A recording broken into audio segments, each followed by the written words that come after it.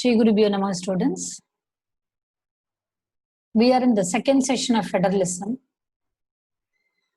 In the first lesson, power sharing, we have seen how small countries like Sri Lanka and Belgium face so many troubles to share the power and to accommodate the diversity. And we also have seen how Belgium successfully accommodated the diversity, how Sri Lanka could not accommodate the diversity. And our country, India, being a vast country, how did it accommodate various diversities? Lots of religions, lots of regions, lots of languages. How did it accommodate? So thanks to the Constitution, which made strong laws to accommodate the diversity. Let's begin this session with our Constitution.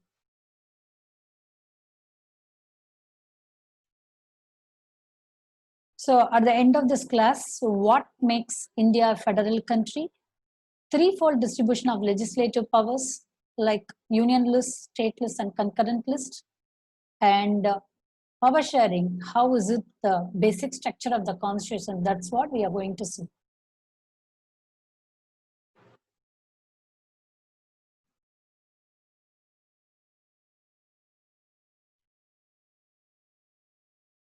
Now let's begin with the Constitution. India has emerged as an independent nation after a painful and bloody partition. Soon after independence, several princely states became a part of the country. The Constitution declared India as a union of states. You can see that. The Constitution of India declared India as a union of states. Although it did not use the word federation, the Indian Union is based on the principles of federalism. And let's talk about the features that we have seen in the previous class. So all the features apply to the provisions of the Indian Constitution. Originally, our Constitution provided for a two-tier system of government. That is the union government and the state government. Later, a third tier of federalism was added in the form of panchayats and municipalities. As in any federation, these different tiers enjoy separate jurisdiction. The Constitution clearly provided a threefold distribution of legislative powers between the union government and the state governments. So we can understand that the central government, the state government, and the local governments are the three-tier system of our government. So it is also clear that these different tiers enjoy separate jurisdiction. Okay, so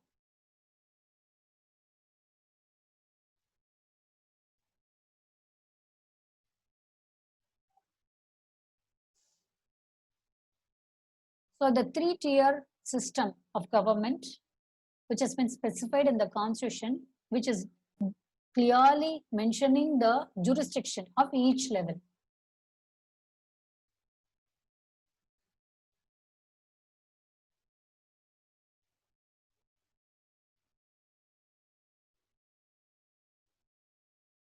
So let us start with union list. It includes subject of national importance. That is, whichever is important for the whole country, such as defense,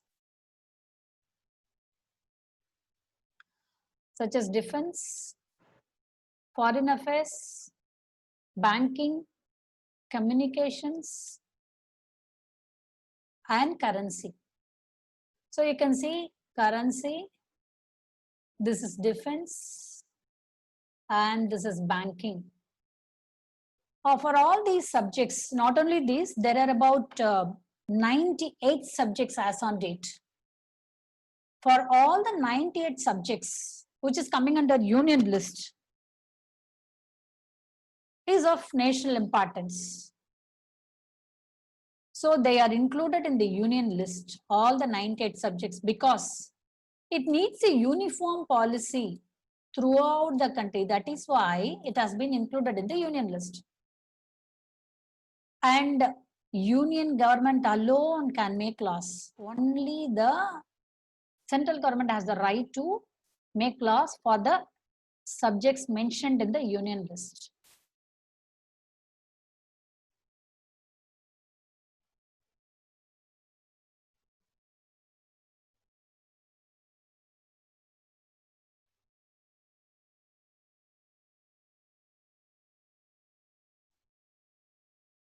So let's get into the state list.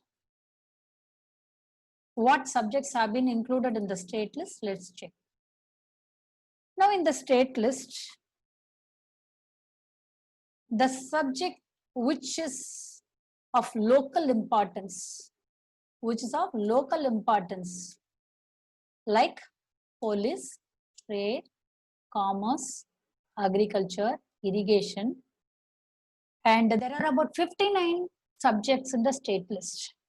All those things have been given in the state list. For example, agriculture here. Why agriculture has been placed in the state list? Because state to state, the soil type differs, geographical features differ. So the laws also have to be taken accordingly. Next comes the law and order. Again, law and order also, which needs local importance. So state to state it differs. Trade, irrigation methods, facilities, everything differs state to state. That is why it is placed on the state list. 58 subjects are there in state list. Now let us see the third form, that is concurrent list. What do you mean by concurrent? Concurrent is both. That is central as well as state. They have a the subjects which is coming under concurrent list is of common interest. State government also has interest in that. Central government also has right in that. So that includes subjects of common interest to both union government as well as state government, such as education, forest, trade unions, marriage, adoption, and succession. Now, let us take the example of education. Education falls in the concurrent list. State government also can initiate law, central government also can initiate law. If such is the case, suppose let us assume that on one particular policy of education, both the governments have initiated laws. Which law will prevail? Obviously, it is the central union government law will prevail. Take the example of NEET, the entrance examination for medical colleges. So some state governments were of the opinion that they do not want this entrance exam in the state governments. And union government is of the opinion a common entrance exam has to be conducted throughout the country as it is a profession which needs merit. So due to this, the NEET law that was taken by the union government is prevailing. Okay. So this is what concurrent list. All these laws have been initiated immediately after the independence. So in the year 1950 only it came into existence. All the laws have been made before 1950. Let us assume like that. By 1950. What are the subjects that came after 1950? After independence, lots of subjects have come, which were not earlier prevalent.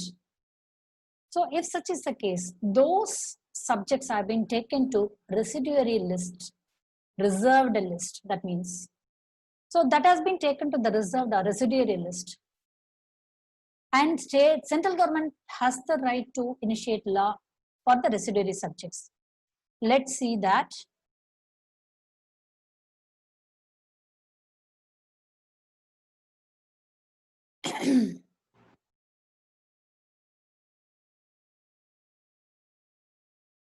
So the subjects that do not fall in any of the three lists are known as residuary list.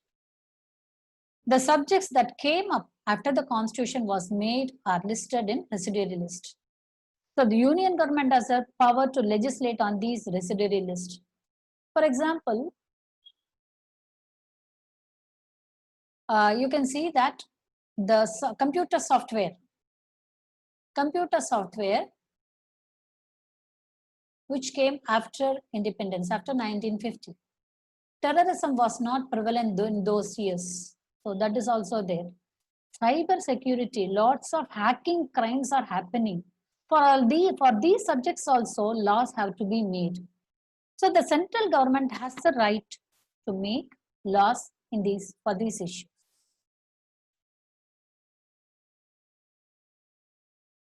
So we have seen the threefold legislative powers, threefold distribution of legislative powers: union list, state list, concurrent list, finally about residuary list.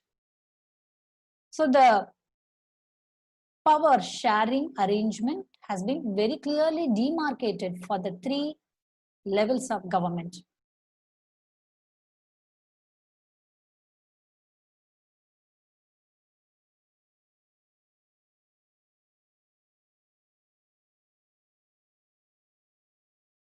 So what makes India a federal country? So already we have seen under the forming of federation, we belong to holding together federation. So what is holding together federation? A country divides its power between the constituent units and the national government. Different constituent units of the federation have unequal powers. All states in Indian Union do not have identical powers. Some units of Indian Union enjoy very little power. Now let me come one after the other, all these sentences with an explanation.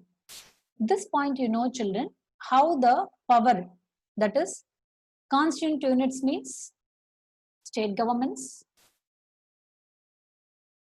and national government, how the power is shared. It's not dividing, sharing. Different constituent units of the federation, that is the state governments, have unequal powers. It is not exactly state governments, it is the union territories. Now, all states in Indian Union do not have identical powers. This refers to the state of Jammu and Kashmir. But in the text, in your text, it has been given, all states in the Indian Union do not have identical powers by quoting the example of Jammu and Kashmir. Some states enjoy a special status. That is, Jammu and Kashmir has its own constitution. We have to change the statement into Jammu and Kashmir had its own constitution. You all know that in the year 2019 on August 5th, the Article 370 has been initiated by the central government and the special status have been removed for the state Jammu and Kashmir.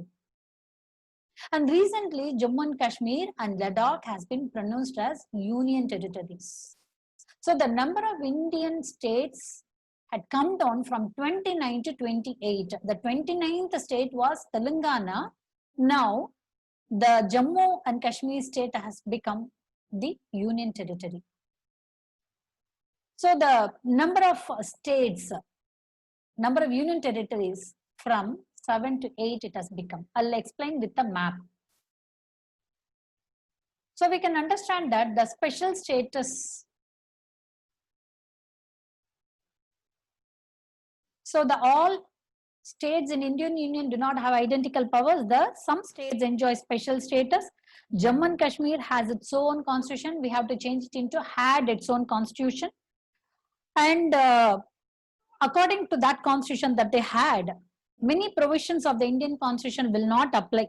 It won't apply. It didn't apply for the state of for other states. Okay, the constitution, some of the provisions of the constitution did not apply for Jammu and Kashmir till August 5th, 2019. Now, Indians who are not permanent residents of Jammu and Kashmir cannot buy land or house there. So, some special provisions exist for some other states of India as well. Actually, these are not states; these are union territories. Because why it is not called as states means the areas are too small to become an independent state, and it could not be merged with any other existing state. That is why some units of Indian Union enjoy very little power, that is union territories. Okay. So these territories do not have power of a state, and the central government has special powers in running the states. So we can understand that there are 28 states and 8 union territories as on date. Okay. So I'll show you a map which will show us the current status of our Indian territory. So you can see that there are 8 union territories. I'll mark it. So Jammu and Kashmir, number 1, Ladakh, number 2, Chandigarh, number 3, Delhi, number 4. Delhi is the capital and union territory, number 4. And there is another change in the year 2020 in the month of January.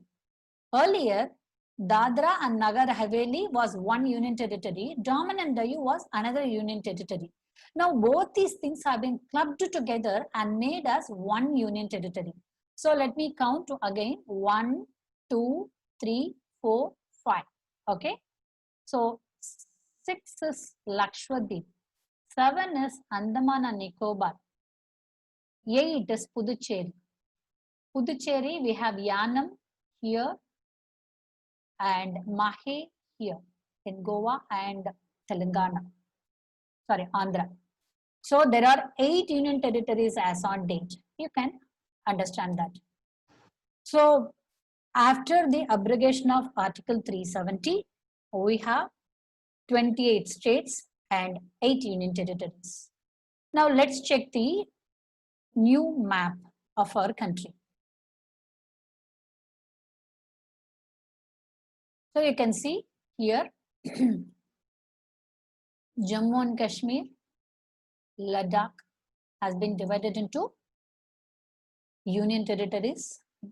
Dadra, Nagar Haveli and Daman and Diu into 1, and Chandigarh 1, Delhi another 1, and Puducherry, Andaman and Nicobar, and Lakshadweep. Apart from that, we have 28 states in our country. Okay. Hope you would have understood clearly about this arrangement. So power sharing is not that easy for any country, but the constitution of our country had made it possible. Sharing of power between union government and the state government is basic to the structure of the constitution, and making changes to this power sharing arrangement is not easy. The parliament cannot on its own change this arrangement. We have already seen as a feature, the same thing as a feature, like the fundamental provisions of the constitution cannot be unilaterally changed by one level of government. We saw already. So such changes require the consent of both the levels of government. So that's what we have seen already. Now, any change, if at all, there has to be some changes to be made, isn't it? So if at all any change has to be made, it has to be passed. The changes or amendment or alterations has to be passed by both houses in parliament, Rajya Sabha and Lok Sabha, with at least 2/3 majority. Both houses, 2/3 majority of the members have to accept. Okay. Then it has to be accepted. Ratified means accepted by the legislatures of at least half of the total states. We have 28 states today. So 14 state assemblies have to accept, permit to for the change to be passed, for the change to be made in the provisions of the constitution. So judiciary also plays an important role. It's not only legislature, but also judiciary plays an important role. in implementing the constitutional provisions and procedures. So already we have seen, if at all, if there is any dispute between the division about the division of powers, the high courts and the Supreme Court make a decision. The union and state governments have the power to raise resources by levying taxes in order to carry on the financial autonomy, in order to carry on the responsibilities that has been given by the constitution to the respective governments. So financial autonomy has been given very clearly in the constitution. A legal authority has been given very clearly in the constitution. Constitution, it has been guaranteed the jurisdiction in the areas of administration, legislation, taxation. So that's very, very important. So I hope you would have understood so far. Thank you, children. We will meet in the next session.